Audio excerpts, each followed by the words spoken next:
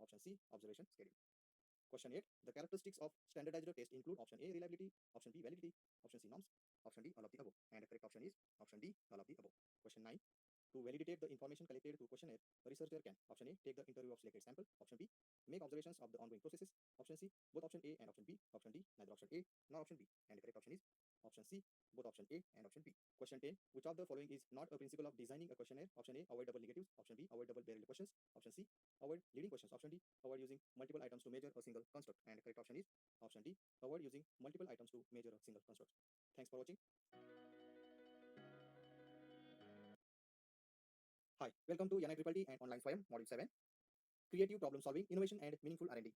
Graded assessment 7. Question 1.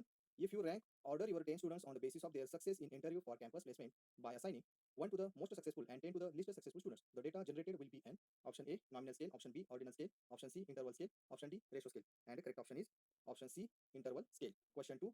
In case you have number of students classified into 3 categories, agree, neutral and disagree, with the statement that environmental engineering must be a compulsory course, the data available to you is on an option A, nominal scale, option B, ordinal scale, option C, interval scale, option D, ratio scale. And the correct option is option B, ordinal scale.